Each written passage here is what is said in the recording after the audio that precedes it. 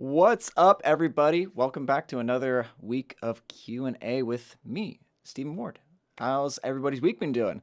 Aloha, Zach. So I'm not really. I'm probably not dressing up as anything except for. Like I got my Slytherin shirt on today, so that's as much effort as I'll probably put into it. But actually, all my effort has been getting put into this week's video. So I'm pretty stoked on it.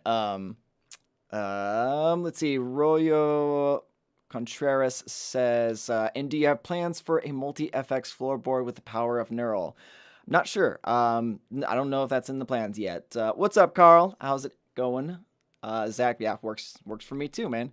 When I was younger, I used to go like all out on Halloween. Like I would straight up I would get like the prosthetics, I'd get like the spirit glue, like I'd like I like one year I went with like a gargoyle, so I had like the chin, the horns, the ears, like the wings and everything like that. Now, I think 2 years ago I went to Target and got myself like a Batman bathrobe and just went as Bruce Wayne on his day off, but he doesn't realize he's sporting his own Batman garb. So, it is what it is.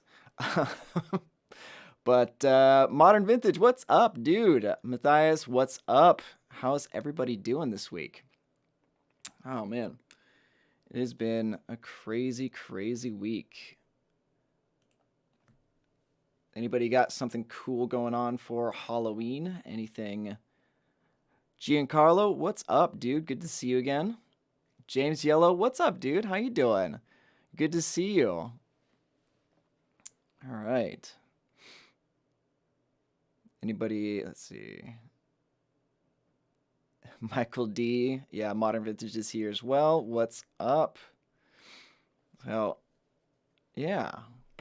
So I am actually. So I'm trying to get a video done by tonight so that way I can upload it for tomorrow instead of Friday because it's Halloween. Why not do something for Halloween? As I mentioned earlier to Zach, pretty much all of my Halloween spirit is being put into this video instead of dressing up in an outfit. So, all good things. So, yeah.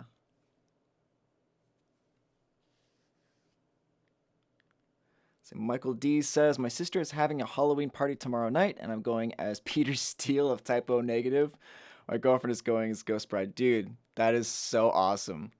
You're just gonna have to talk with a really low voice the whole time. Like, that's pretty dope, dude. Like, seriously, if you're tall enough to pull off Peter Steele, why not, dude? Like, that dude is a beast. Great musician, too. I love Typo Negative. All right.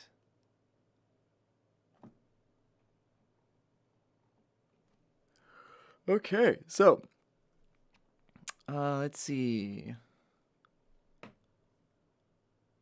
Okay, so Modern Vintage asks, well, he's planning on doing planning to use neural plugins for Gojira playthroughs. Do you have a preset or recommended plugin for stranded or similar tones? Okay, that's a good question. As far as I know, Gojira tend to like that sort of martially, throaty kind of sound. My first instinct is to go with the second head on the Nolly, the second head on the Pliny,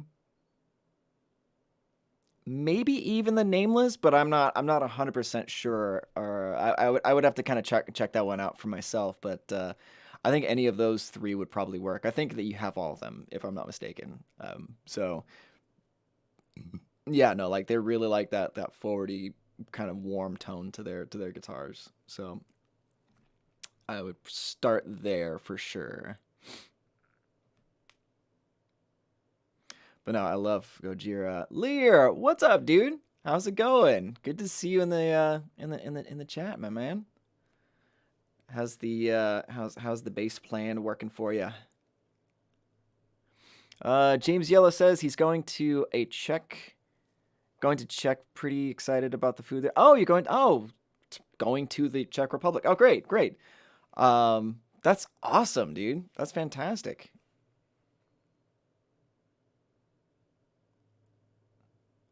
Let's see. And tomorrow is releasing his Halloween Shred collab. Nice. That's awesome. I can't wait to I can't wait to see that. You'll have to send that to me. Um, yeah, Instagram or Facebook or whatever. But yeah, send it to me. I'd love to see it. Modern Vintage says every band touring seems to say Gojira is the best live. What about their music, guitar tones, energy, etc. is so captivating to almost every metal fan from a producer's POV? Okay, that's actually a pretty good question. They have an accessibility that I think that a lot of metal bands don't have. Like, so their earlier stuff was very, very like groove centric, very like riff heavy stuff, right? Like, and that's kind of when I got into them. I got into them from Mars to Sirius and the Link. Like, the Link was definitely more riff heavy than from Mars to Sirius, but they started to kind of tone back that aspect and really focus more on creating good song structure rather than just trying to push together a bunch of complicated riffs just to be complicated. So from like a producer's standpoint, it makes it more accessible, more listener to everyday musicians. Like, as a metal player, I could still appreciate what they do, but they tend to kind of stick to certain tones that are very easy to listen to as well. Like, they do a lot of like diatonic scales, not necessarily going into like the Phrygian dominant or harmonic minor, that sort of thing, or no diminished scales. So like they tend to have a very palatable kind of riffing style. Like, it's all catchy too. Like, that's the thing, is like Gojira, it does a really, really great job of creating solid, memorable riffs. Um, so yeah, I think that's kind of what it is that they've really locked into making good simple music, because it's easy to make simple music, but it's hard to make good simple music. Something that it's like the arrangement is in service to a hook, right? Like, that's kind of the thing where like everything sort of goes like locks in with each other. Nobody's trying to outplay each other, or like other players are kind of hanging back so a certain element can take the forefront.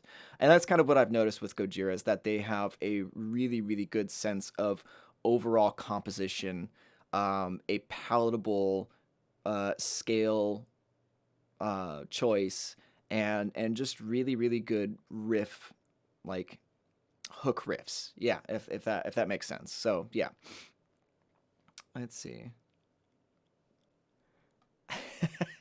so, so Michael D says he's only about 5'8", so it's a full foot shorter than Peter, but he's gonna wear some lifted shoes, like a okay, yeah, he's gonna imitate Peter's singing voice, and in praise of, yeah, dude, that's fantastic. I can't, yeah, that's gonna be so much fun for you.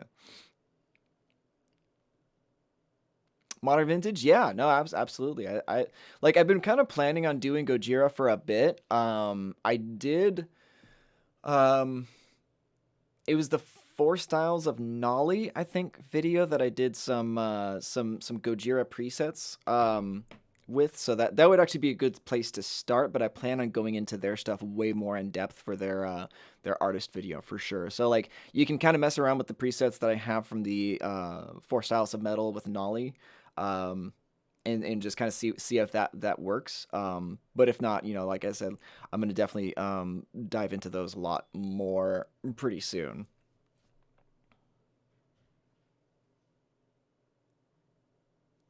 Michael D says he's also going to sing Halloween in Heaven tomorrow night. Can't wait to see everyone's faces. They might swear Peter's there instead of me. Yeah, dude. If you got it, flaunt it, right? Like, I wish that I could sing in that voice. Like, my voice is not naturally baritone. Like, I just don't have that timbre of a singing voice. Like, it's very like middle of the road, kind of average voice. Not too high, not too low. But yeah, no, if you could pull that off, like, that kind of sets you apart from a lot of singers. So yeah, why not take advantage of that? That'd be awesome. Lear says, "Hey Steve, dialing in tone with Parallax. It's tough as my Spectre Euro 5IX output is so high. Oh yeah, having a good time though. He's obsessed with Eugene. Oh, Ginger's bassist. Yeah. No, I checked them out actually. On your recommendation, I did check them out. They're pretty badass, man. They're really, really cool. So Modern Vintage says, dude, how about those fires in the past 72 hours? Hope all is well where your home and the studio are. Keep the gear ready to go due to mandatory evacuations. Yeah, no. So Modern Vintage is he's on top of it. So because I work in Burbank, and that's where my studio is, and like they're like I don't know how many people outside of California know this, but California is like on fire right now. There's two, maybe three fires going right now, and there's been like sporadic fires popping up here or there. They actually had to close down Interstate 5, which is like the main road over the Grapevine. So like to go from like Los Angeles to anywhere north, you either have to go up I-5 or you have to go round to like 101 and drive along the ocean. So like it's hard. Like so far I haven't really been affected by it. Like the smoke bothers me a little bit every now and again. And the air is like super dry. Like I don't know if you guys have ever experienced just like zero humidity because like there's a going on nearby or something like that. But like it's minor irritation, but nothing that's like super like no need to worry about me. Like I'm pretty Uh, so host had popped in to say Interstate 5, bro, you're in SoCal now. It's the 5, which I agree, but I'm also talking to people who are not in SoCal, so I have to maintain uh something. I don't know what I have to maintain. I don't know. Love you, bro. So yeah, so there's a whole bunch of fires going on right now, but like I am safe and like my where I am positioned right now is all good at the moment. So, but I appreciate you checking in with me, man. That's really cool of you. Let's see. Oh, Kyle Grossi says would be cool to do the Black Dahlia murder presets. Maybe on the Nolly or even the Fortin. I agree, dude. Like the Black Dahlia murder is badass. I would love to do that. Like it's kind of cool. Like with this series has really been popular with a lot of people. I think I have now like 50 some odd artists on my list. Like just like people suggesting it, but like I don't want to dissuade anybody from making suggestions because typically what I do is I count up the number of like I use it sort of like a vote, like the number, like the more people that vote for a specific artist, the more likely it's going to get in the rotation. So like some of the more obscure stuff is probably going to be, sparse unless I find that it's useful in some way or is something different than what I'm currently doing. But generally, I'm going to sort of keep it like a voting system. So yeah, you guys suggest it. I'll tally it up and everything, and then just continue to work through the list of artists that I'm looking at. So cool. But yeah, the Black Dahlia murder fucking rocks. Like I'm definitely down to do some of their work. Um,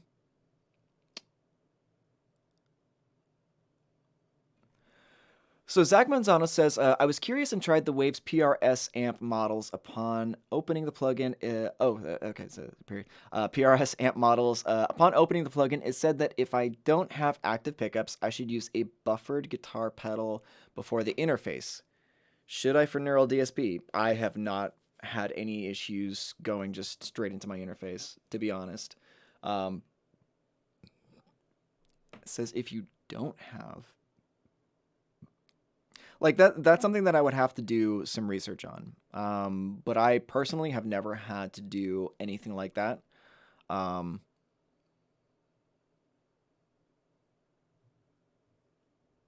um, yeah, so I haven't had any issues with that for sure. And I use active and passive pickups that I use both of them. The only thing is so like um, with my little labs, I do have to switch the input because there's an input for active and there's an input for passive pickups. Um, so yeah, so there is that. Chris asks, "Hey Steven, does your Howard Benson plugin with the gate off tick with noise?" Howard Benson? Does your Howard Benson plugin with the gate off tick with noise? Howard Benson? I don't know. I like you might have the wrong channel unless you like have a specific idea on something because we don't have a Howard Benson plugin. Yeah, but yeah, typically not. If just going to elaborate on the plugins that we currently have, like my plugins don't tick with noise. If you are having like a noise issue with the gate off, then you could be running into some electrical issues, or you're running into some power issues. Um, you could need a DI box. You could need to just relocate to a different area, so that way, like radio frequency interference or something like that won't interfere with your signal. But generally, I don't have any ticking noise. So yeah. Okay, so modern vintage. The new AirPod Pro are superb. Anyone who uses IEMs will love the noise cancellation, fit and ambient sound integration. Can't recommend them enough over anything comparable. Nice, awesome. I haven't like, dude, I haven't been an Apple dude for quite some time. Like I had, I think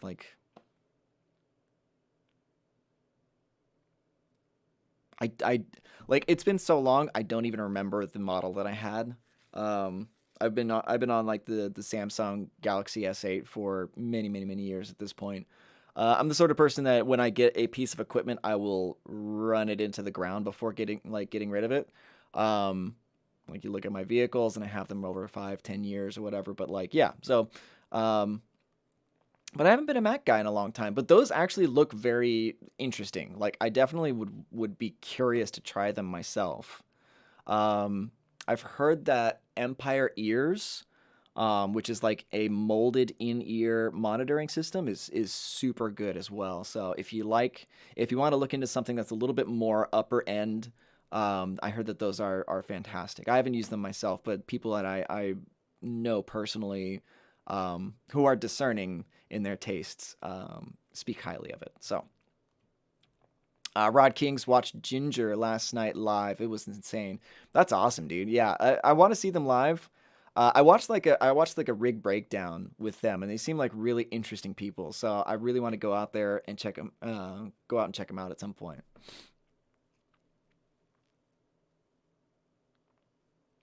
Tyler Britton, what's up? He asks, can you use the song I sent you as an intro song for the next live video intro? A while back, I know that you were saying you wanted some Neural DSP user tunes to use. Yeah, absolutely.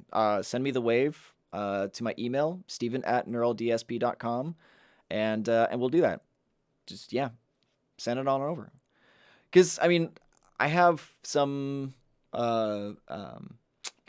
royalty free stuff, but I would much rather use your guys' tunes. So yeah, go and send it over. I liked the way it sounded, and I think that it would fit really well with the intro. So yeah, send it to my email.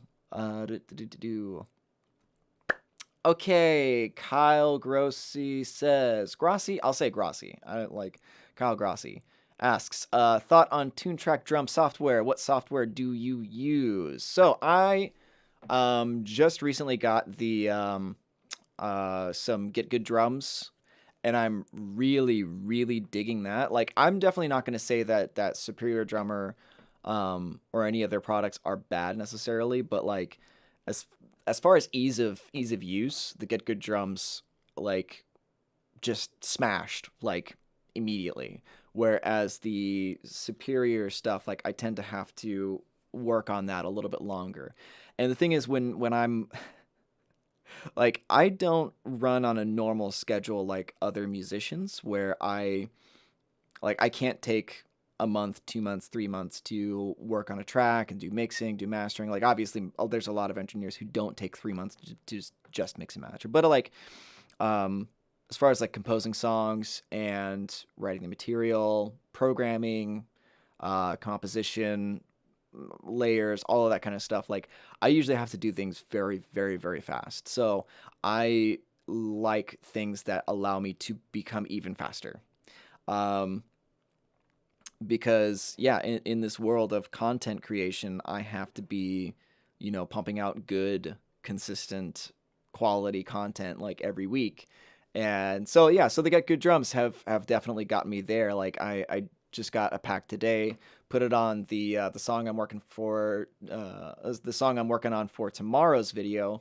And yeah, it's dope. Like I have to work on it just a little bit, but yeah, it sounds pretty massive like right off the bat.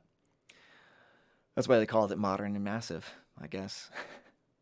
So, all right. So, I do also use room sounds though occasionally. I've used room sounds, six of half dozen of the other. I think that's what they say. But yeah, right now, get good drums, room sound, tune track in that order. Generally, what I would use.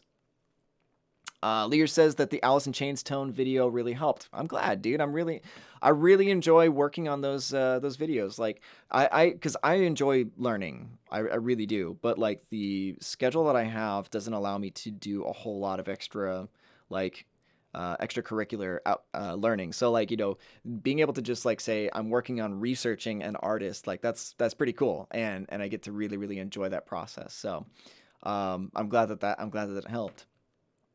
Mr. Hard Rocker, how's it going? Yeah, so plenty of requests for Eric Johnson, and that's definitely on the list. I've been seeing that pop up a bit in the Facebook group recently. Um, so that's definitely going to be front and center. Especially like I do want to get to more low gain artists as well. Because even though like Alice in Chains is more rock, hard rock, 90s sort of stuff, like it's still high gain material. So I really want to start pushing out towards more of the, I don't know, maybe jazz or something like that. I want to, like, Eric Johnson would be a great example of somebody who, you know, somebody who could kind of get out of the mold that we've been going with for a bit. So James Yellow says he's going to a Lamb of God concert next year in April. We'll be in the front. Dude, that's rad. I Lamb of God was one of the first bands that actually got me into metal. So like for me it was Lamb of God, Opeth, and Strapping Young Lad. Like those were like my three. Meshuggah followed pretty quickly afterwards because once I heard Rational Gaze, I was like, yep, that's the sound. I like that sound in my ears. It's great. But that's dope, dude. I haven't seen Lamb of God in a while. I saw them at like Gigantour in 2007, 6, something like that. It was a long time ago. But yeah, no, I would love to see them live again.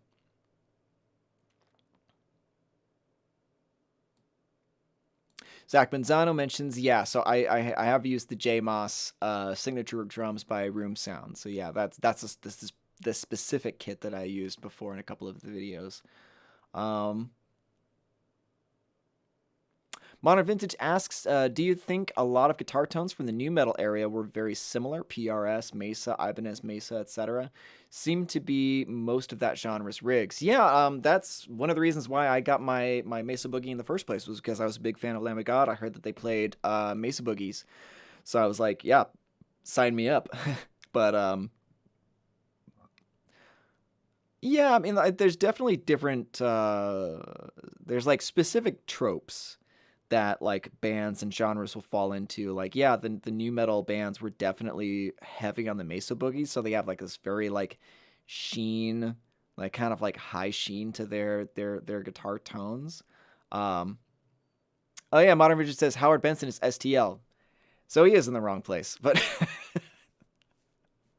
Okay. I yeah, I haven't paid attention to like the names of their stuff that much, so yeah, I was kind of confused. Matthias says, "Are you currently in a band, or do you have some older material of yours to check out?" Okay, yeah, so I do. Let me see. Is it even still up? Let's see. So I think I might have some of my old band's demos. Requiem, Reverb Nation. Oh yeah, there it is. So yeah, one of my old bands that I like, oh gosh, when was this? 2014 was our last show. Um yeah, so Legion's Requiem on Reverb Nation.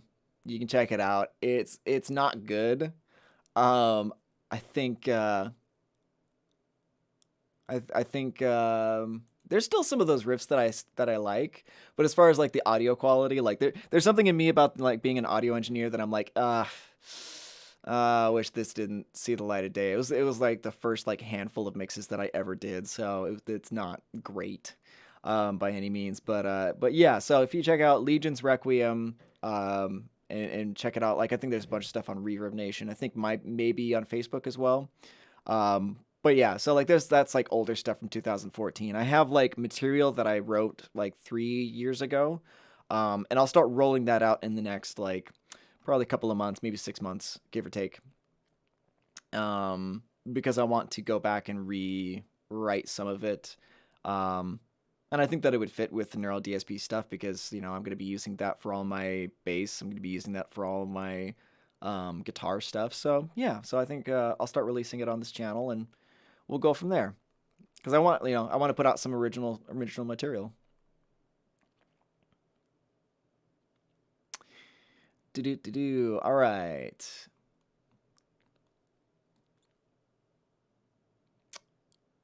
Let's see.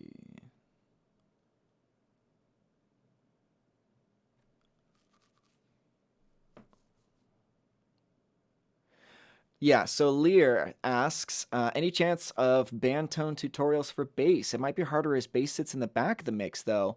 Royal Blood could be a good start. Yeah, dude. So I do want to do some artist tones on bass players as well.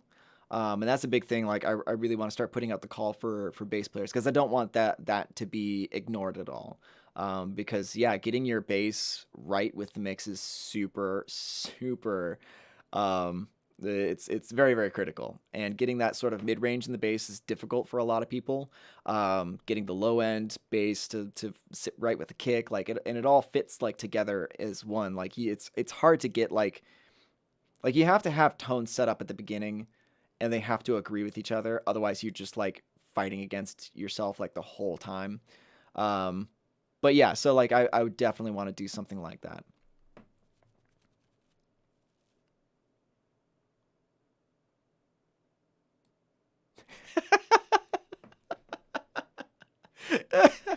Oh, I love it. King Yeet says in all caps, "You have big brain forehead." I'm glad you noticed. It's quite the big brain forehead that I have, and I blame my parents for it. So there we go. Let's see. Yeah,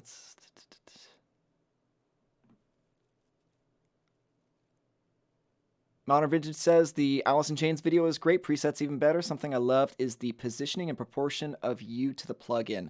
Feels like you and the viewer are working on it together. I appreciate that, man. No, I started getting really tired of having the same setup of looking at the DAW because the DAW, like I don't like with the DAW up in the background and me in the bottom corner, it looks so busy. It looks so busy and it's hard for like and because ultimately when I'm creating content, I'm creating content that I wish that I would see, right? So like I have the things set up now in a way that's like I would appreciate seeing other people like I kind of want people to copy my formula because it looks great. I think that it looks so much better in certain lights where it's like, okay, it's just you and the plugin and you can see exactly what's happening. And any other details, like I'll just put up text so that you know exactly what I'm thinking or what I'm doing. So I like keeping things, I mean, like that's really what it is. I like keeping things simple. I like keeping things simple so that way it's you don't have to put in any effort at all to follow what I'm doing. So yeah, no, I appreciate you saying that, and it's very fun to me because I get to experiment a lot with the formula and the format of this, and like the neural guys are like super supportive of me just like trying new things and seeing where they go. So I appreciate you saying that because that's just confirmation that I'm doing something right, so that's good. James Yellow, low gain equals Opeth. I agree. Okay. Um, so they're also on my radar. Um, the question comes, would it be even like because Opeth spans such a wide range of music. like they follow such a wide range of music where they have like everything from Orchid all the way up to Watershed to like the new like proggy stuff like Sorceress. So like that could be like a multiple part episode. Um, and I'm even wondering, like, I'm curious if people would appreciate even acoustic guitar tone as well, like how some of these plugins could be used to, spice up your acoustic guitar, mainly with like either effects or compression, maybe a little bit of like the overdrive stuff, like kind of dirtying up the signal. But I'm curious if that's something people would like or appreciate. Um,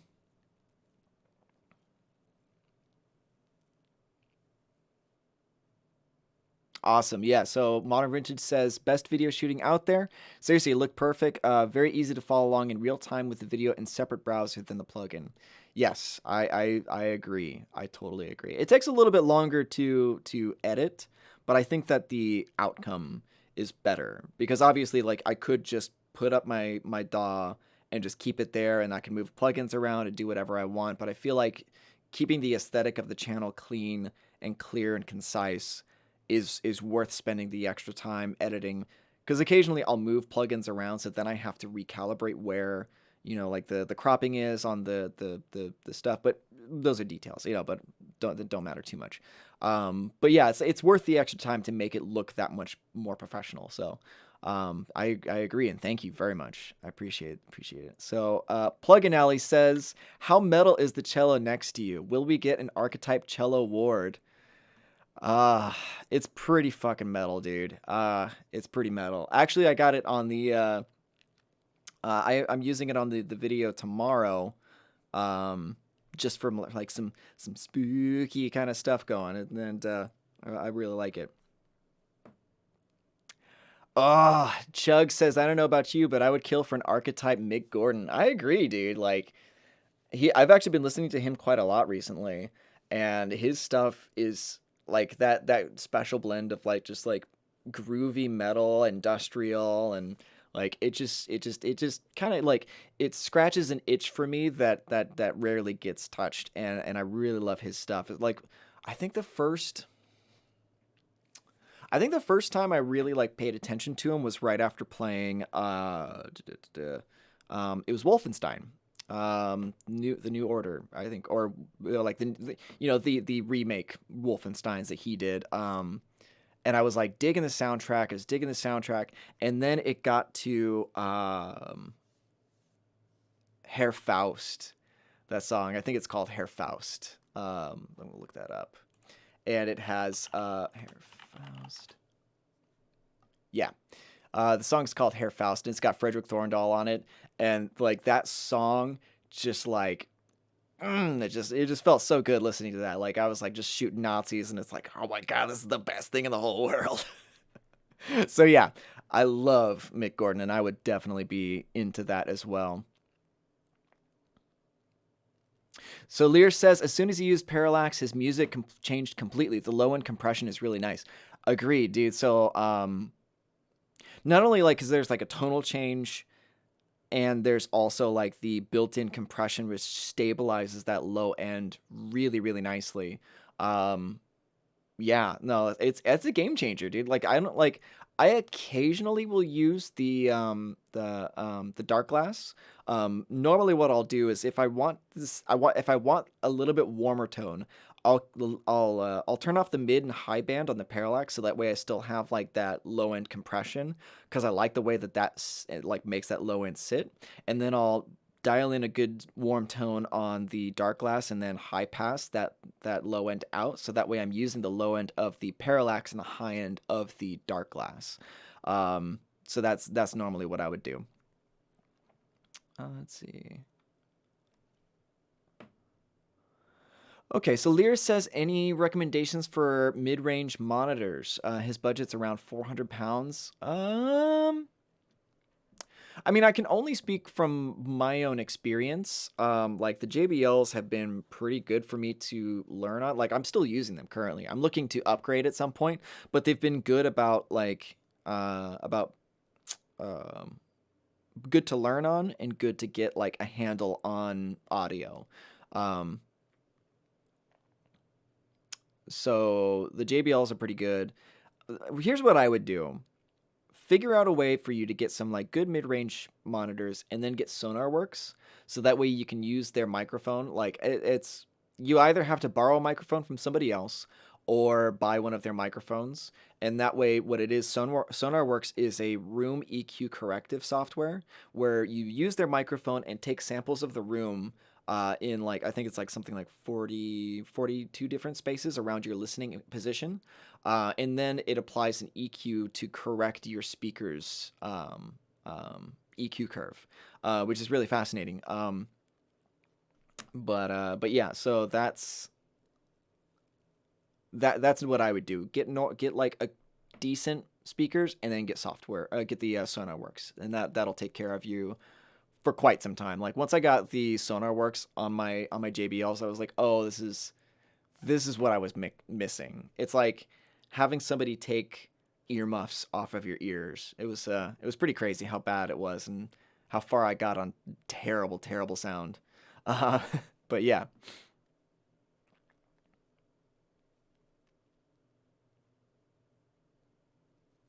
Modern vintage regarding acoustics, yes, especially with the insane Pliny type ambient sounds. Seems something only neural plugins can do properly. Awesome. That's awesome. Yeah, because I mean, I got this nice acoustic up in the corner, so I might as well use it, right? Um,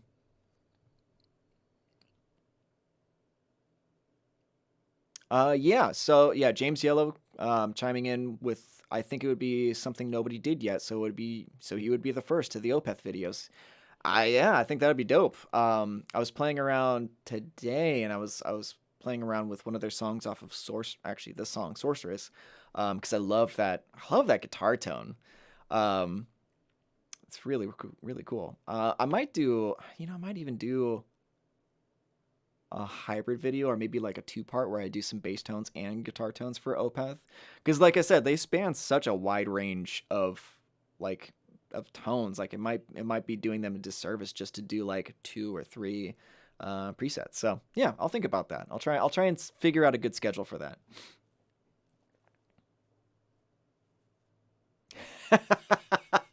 Matthias has gone and checked out my old band, and he says that the track "Inch of Spine" has got some sick riffs. So thanks, man. I appreciate it. There's still some stuff in there that I actually really dig. It's yeah, I might have to pull some of that stuff back out again. Um, yeah, no, we just ended up kind of just falling apart at some point, and then I was like, well, I'm gonna do some solo stuff, so I'll be back. And then like my hand fell apart, and now I'm here, so we're all good.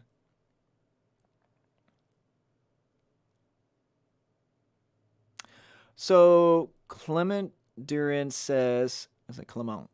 Clement Duran says, "Hi Stephen, I have a contact bank called Shreddage Abyss to make some great MIDI based DI track, but I wonder if it will work if I pass this DI through Parallax." Yes, yes, absolutely. So I actually use Eurobase 2 by Submission Audio, and it's the same thing. So it's just a program based DI track, and then I just send that through Parallax, and then it's pretty much all good at that point.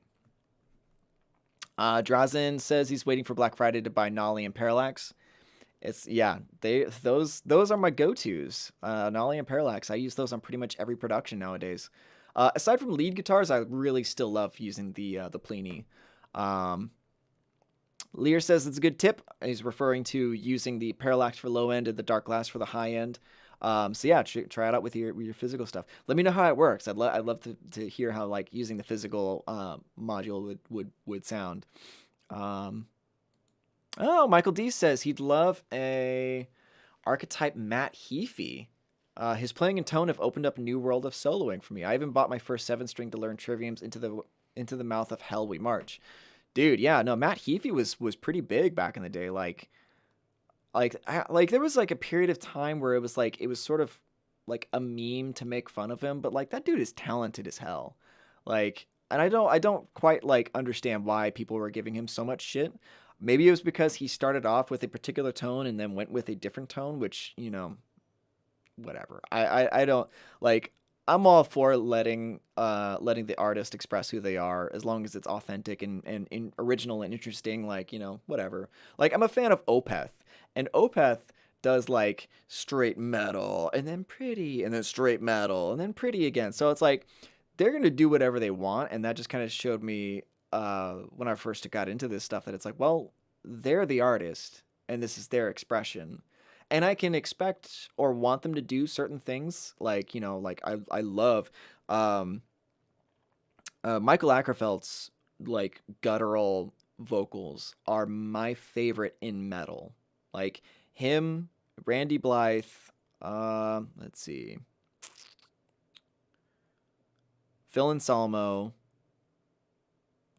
who else?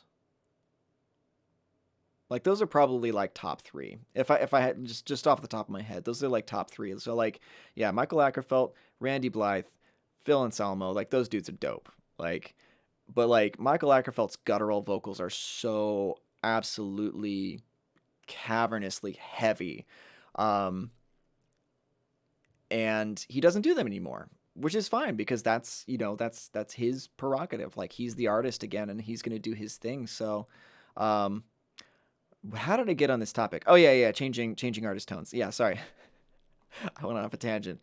I have opinions on things. Um, but yeah, no, it's like it's an interesting thing watching people get disappointed when an artist does something different because it's like no, that's their choice because they're not the same people that they used to be. Same thing with like Mastodon. Mastodon was like pretty metal when they started off. Yeah, they were metal when they first started off, and they started going into like more like riffs, like the same thing Gojira did. They got into more like composition heavy, um, like songwriting rather than just like riff salads. I guess they were never super riff salady, but like, yeah, you know what I mean. Um, yeah, and people got kind of upset that they, didn't do the same thing over and over again. So yeah. Anyway, back on topic. Yeah.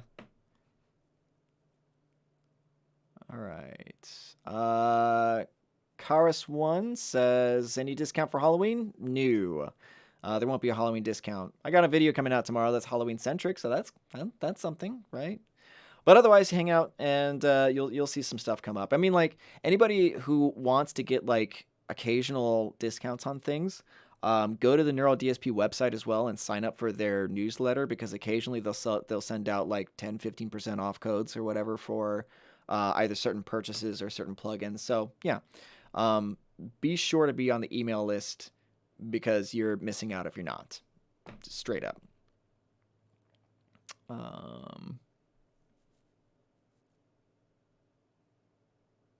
So Modern Vintage says he's recently recommended SonarWorks to friends first, then acoustic panels due to cost and overall effectiveness. It's surreal for the price compared to the panels, clouds, etc. Yeah, man. I mean, like, I definitely agree. There's always like things that you need to do, like if you build your own panels, especially, you could do it very, very cheaply. Because I've built my own acoustic panels to varying degrees of success, but like, um, even just taking out like the flutter echo, spending maybe like, I don't know, $60 on like hardwood, fabric, and rock wool, like will get you really, really far. Like that's usually a pretty solid investment. Even just to take care of like first reflection points, that's always going to be usable. But SonarWorks is so good. Yeah, I agree that it's something that I found to be completely necessary. Unless you are in a room that an engineer has actually like tuned, like yeah, get SonarWorks. Because that other method, like having a room tuned to whatever, like that's so, like it's so expensive. Anyway, so let's see.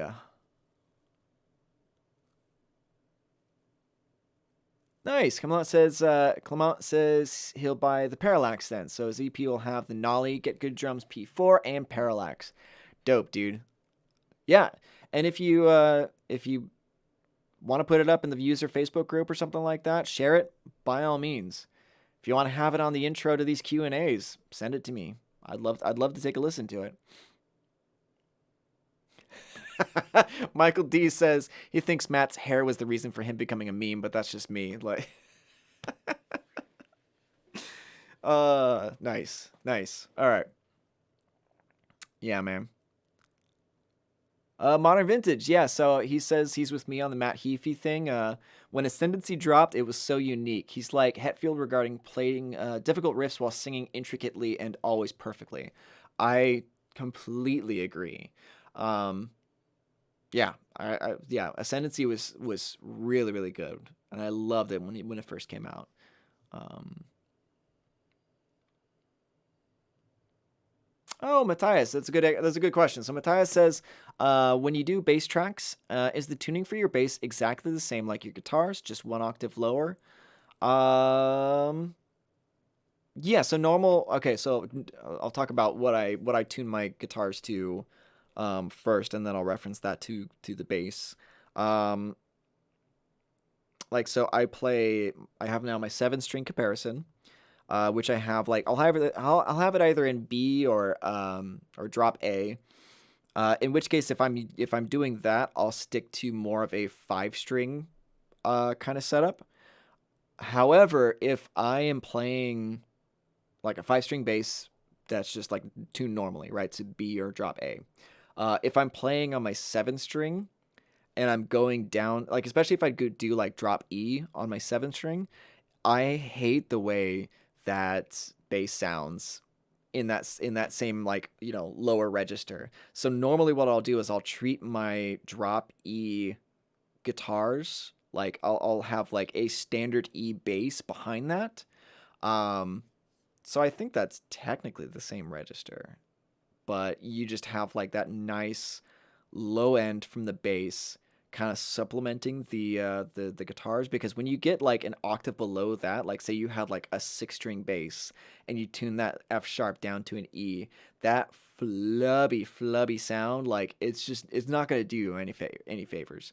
um because I think that the Euro bass goes down that far, but I never use that register because it's so inarticulate. Like the note does not ring out anymore. So I would rather bump that up an octave so that way I can have that solid foundation from the low end rather than trying to just keep it 1 to 1 in different registers. So yeah, but it's a good question. That's a really good question. Let's see. Yeah. Yeah, so Lear says 100% sign up for the mailing list. You got a 15% discount. Used it for the parallax. See, there you go. I don't lie. I say things that are true. So, yeah, and Michael D used his 15% sign up discount on the Pliny. Yeah. Yeah, no, like if those things are there for you guys. What, so when people are asking for discounts, that's my first starting point.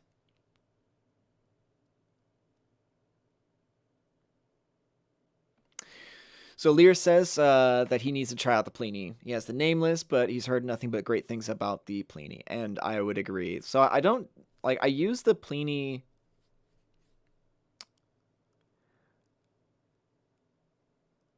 Okay, so it's been an interesting thing recently where like my thoughts and my feelings have sort of changed a little bit on the go-to amps. I don't necessarily have any more go-tos, necessarily, just what works for the track. So like I try to go through every amp sim that I have just to ensure that I have the right tone that's like working for like the overall spirit of the song. Um yeah, I've in the past been like, well, I don't use Pliny so much for rhythms, but then recently I used it on rhythms and it locked into the mix so well that I was like, okay, I need to not think like that anymore. Um, so yeah, as like a producer, you kind of have to think of it in those terms that it's like whatever fits. There's no like there's like some go tos, I guess, but like when it comes to like picking tones for your tracks, like never rule anything out because you think it's not your go to. Um, but yeah, so yeah, it's awesome. I love it. Ooh, okay. So Modern Vintage says the scoring for Joker is superb. Thoughts if you've seen the film? I haven't seen it yet. I really, really want to, and I've heard really, really great things about it. But I haven't checked it out yet. I might just check out the score later on today and um, see what's happening. Clement says he'll do this regarding putting his stuff up in the Facebook group. Yeah, I would love that. And if you want, I mean, you're more than welcome to tag me in your posts as well. So that way I can, I'm sure to see the posts. Yeah, feel free to tag me and all that kind of stuff. Like I really enjoy seeing what you guys work on. So yeah. Modern Vintage asks, are those Vicoustic panels? I don't know. I haven't checked actually. So like the paneling was already in the room when I got here, so I didn't actually have to install anything, which was great. I think that it might be a mixture of because I think that I think GIK might also be involved in some of them, like the corner panels might be GIK, but again, I'm not 100% sure. They were already installed when I got here. So cool. So we're about 6 minutes out from 2 o'clock. So if anybody has any additional questions, we'll go ahead and put those in for last call and see where we're at.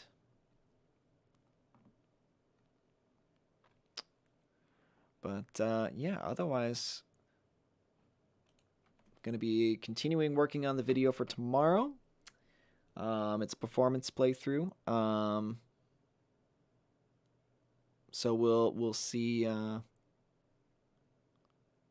Okay, got some questions coming in. Yeah, so still working on the video for tomorrow, but I'm hoping to get that up in time for Halloween. So yeah. Rod Kings asks, any plans to make presets from famous players on Parallax? Absolutely. Whatever fits, right? Like I definitely want to do like Justin Chancellor from Tool. There's a handful of bassists that have been suggested, but yeah, if you guys have anybody in particular, then I'm all out, or I'm all in for suggestions. So cool. Let's see. Lear asks, what bands, artists are in your heavy rotation right now? Mine are Keith Merrow, Hate Eternal, Ginger, James Brown. Any recommendations?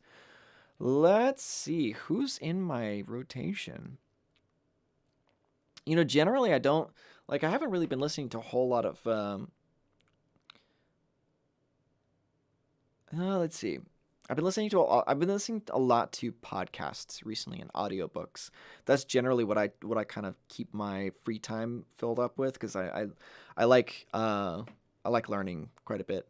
He says sorry to cut you off. No. Yeah, you didn't cut me off at all. Let's see, what are my heavy rotations like? So Mick Gordon is always in my rotation.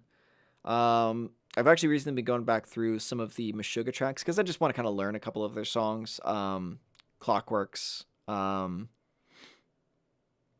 Combustion, I Am Colossus. Like, those tracks are amazing. Yeah, Keith Merrow's Alluvial stuff is fucking killer.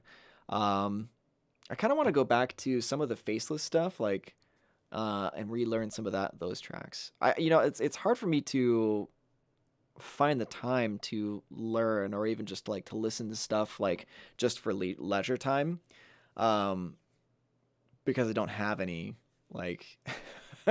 I barely have any leisure time to myself. It's basically my ride from home to the studio as my leisure time, and it's about 12 to 20 minutes.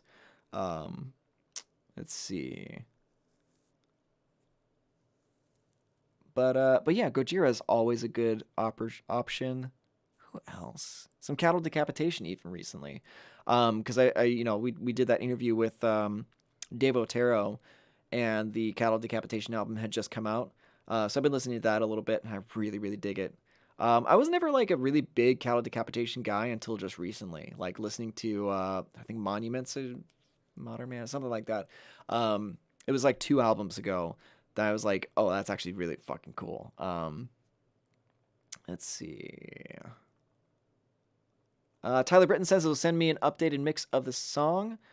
Can't wait to... Yeah, absolutely, dude. Send it on over. I would love to use it. 100%.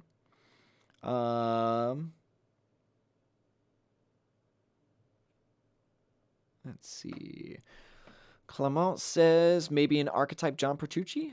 Each time I ask this, you pass though. Maybe I don't see it. I'm sorry if I haven't seen your question. I don't know if that's actually in the works though. But so like the compartmentalization of neural DSP is very, very interesting because I am actually not privy to a lot of the upcoming stuff. So I guess it's plausible deniability, I suppose. Because yeah, I don't particularly know a lot of the stuff that's coming up, but yeah, so that's where we're at. Oh, cool. Modern Virgin says thanks for the clockwork preset. Forgot to mention this for a while. It's perfect. Awesome, dude. I'm so glad that it works for you. I think that like because that song I used the Caparison Dellinger bass too, and that was also like like that just locked in.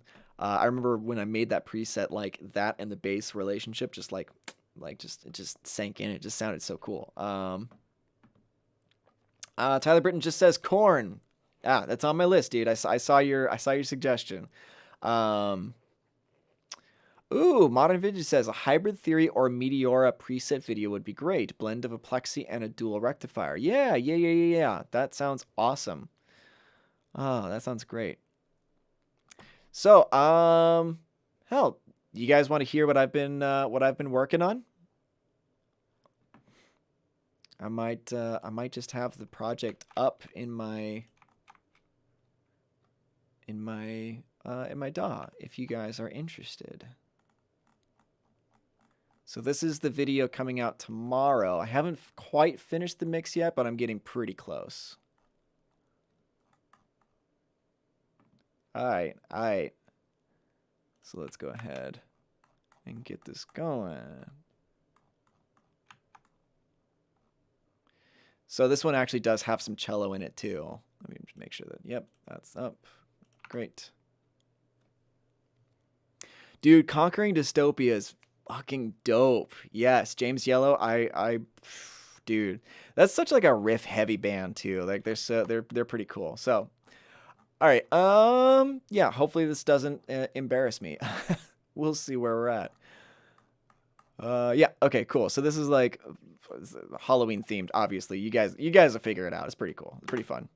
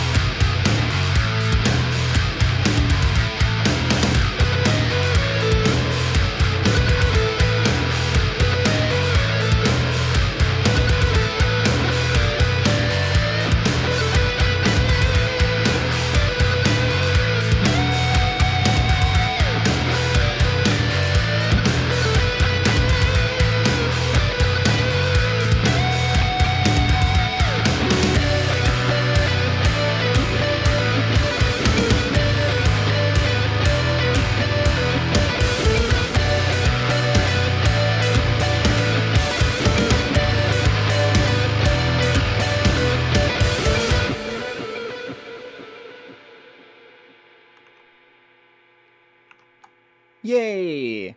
Is my mic on? Yeah, yeah. There we go. There we go. Great. Awesome. Glad you like it, guys. Awesome. Okay. I'm glad you like the drums, Modern Vintage. Yeah, I just threw in the P4 Get Good drums, and those like just smashed like interesting.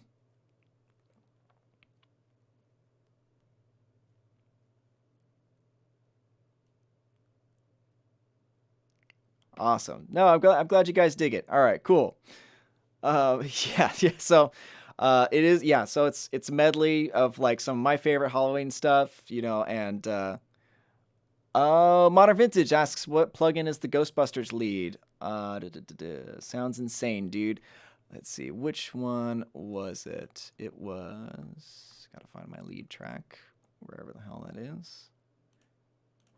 This one, I think.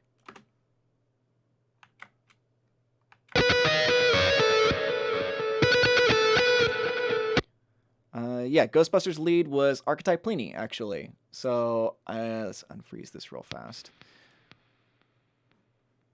Yeah, and I just locked it in because I was using the Archetype Nolly, but it was just a little too dark for my taste, which is funny because I think that the Pliny is also a little bit dark. But whatever. Like I said, it's just a matter of like finding the right tones that work for the song, right? So yeah, threw on the Archetype Pliny, did a little EQ just to get that 500 hertz out, and kind of get it to fill in the space without being too muddy. Um, and then yeah.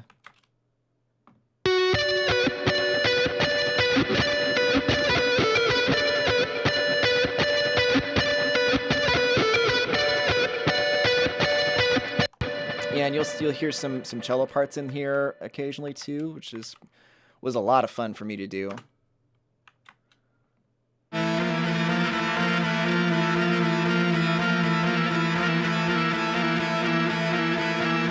I use this plugin called Quadravox to put in some like really nasty sounding harmonies to it. It just sounded so killer. That one and this one was a lot of fun to do.